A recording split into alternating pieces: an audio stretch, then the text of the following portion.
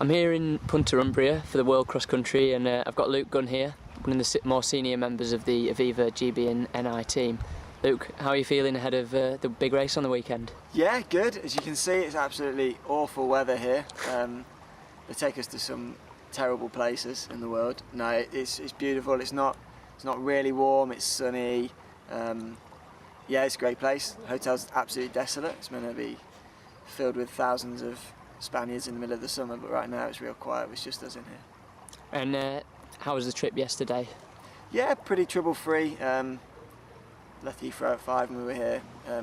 Plenty of time to get to bed early. Yeah, it was trouble-free. I'm speaking to one of my Australian friends. It took him 46 hours to get here, so we can't complain at all. We're here a good 2.5, 3 days before the race, which is always really good. Normally you get in here the night before and you're already a bit nervous. So yeah, we have lots of time just to scope out the course, the food. Yeah, it's good. Yeah, it's quite lucky for us Europeans. You know, more as a sort of a steeplechaser. How did the World Cross feature in your plans for the winter? To be honest, and it sounds bad, it was a low priority, but I must admit, after the Commonwealths getting into October last year, I actually picked it as a bit of a mini aim to get me through the winter training. In the winter I do train like a cross-country runner. I do lots of long tempos, lots of hard efforts, not so much track work. So cross-country is always in fitting with my training, and that's why I do it every year. As I said, I did think I had every chance of making the team. As it happens, I am here. I did just miss the top 6, and I walked away from the trial a little disappointed. But yeah, it was on my plans. But as I say, my main focus is always the summer. And I know you haven't had a chance to walk the course yet, but I've heard there's obstacles in the form of sort of logs. Yeah. Do you think this will give steeplechasers like yourself and Hattie Dean an advantage on Sunday? I think if they were about a foot higher, or a foot and a half higher, we'd have a real advantage. As they are, they're merely just, as you say, obstacles. They're not really hurdles. Obviously, if I am being completely positive, I'm good at spotting obstacles in the middle, and it won't affect my stride pattern where it might affect somebody else. But in all honesty, they are really small. Hattie said she actually raced here or in a similar course in the Europeans a few years ago, and her and Helen Clitheroe, who were the steeplechasers, actually had the worst races out of the team. So kind of hard had to go. I've never done a 12k steeplechase, so those hurdles are going to be as much of a hindrance for me in that last lap as for the proper cross-country specialists. And you've talked a bit about like the work you did you've done over the winter. How's your preparation gone this winter? Really, really well. I've got to say it's my best winter in a good 3 or 4 years. Touch wood, I've got injury problems behind me. Got a good, consistent week-on-week base. Basically since November. Took a bit of downtime after the Commonwealths, and I didn't really open the trials was really my first proper race. I did try and run the Nationals, which was an absolute write-off for somebody who's bouncy and on their toes like me. No excuse at all, but yeah, basically the trials was my first race, as it was planned to be because of the long track season. Yeah, plenty of miles behind me, 100-mile weeks, 10-mile tempos, all the stuff that you expect steeplechasers not to shy away from, but it's necessary for a good summer. And so touch wood, it's gone well. I've got to say I'm probably in the best shape for this time of the year that I've ever been. Got to see how the next few months go for the summer, but yeah, it's all going well. And it's your first World Cross Country as a senior or a junior. What are your hopes for the race? It's hard to tell. Obviously, I look back at past results, and it's really, obviously there's an African dominance at the minute.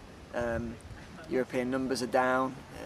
I think basically the only way I can go into it is I was 6th man at the trial. I hope to be not the 6th man counting in, no discredit to everybody else, but I'd hope on a course like this, which is favouring the track runners, that I can maybe get in the top 3 or 4 British guys, and I think if I do that I can be in the top 20 Europeans, and I think from just mixed experience that could place me in the top 60, top 50. It's just bonus time. I won't know where I am in the race, so I'm just going to try and follow the old hands like Andy Vernon, a few of the other American, Australian guys that I know have ran well here year on year. Try and pick them out, try and follow suit. I definitely won't be in the mix after 2K. I'm going to come from behind, get some momentum going, pick off those that have gone off too hard. But no, I say it's a bonus time for me. I'm a track runner. I do like cross country, and I like beating cross country runners as a track runner. Everyone that I've spoken to since I got here thinking, it's 12K, it's a bit far for you, and that just riles you up because I know as a junior I was a pretty good cross country runner.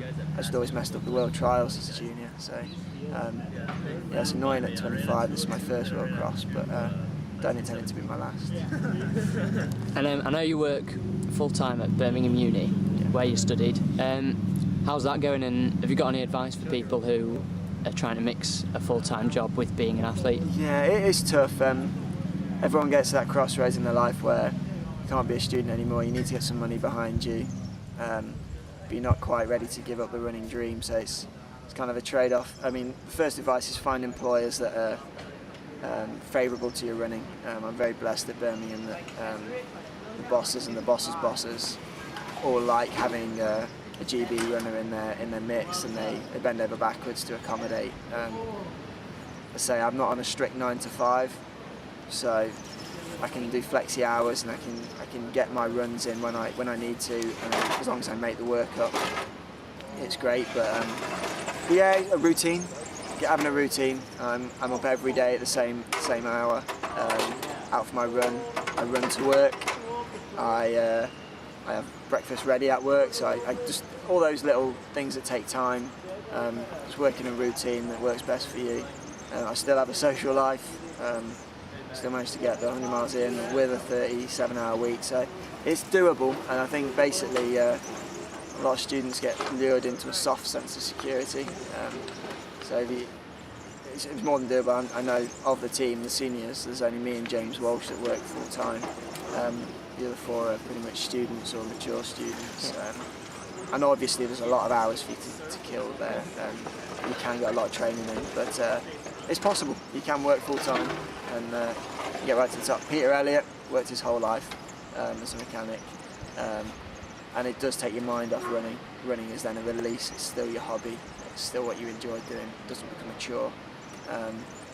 But yeah, you have to establish a routine. But yeah, it's possible. Cool. Well, thanks for the insight, Luke, and yeah, good luck on Sunday. Thank you very much.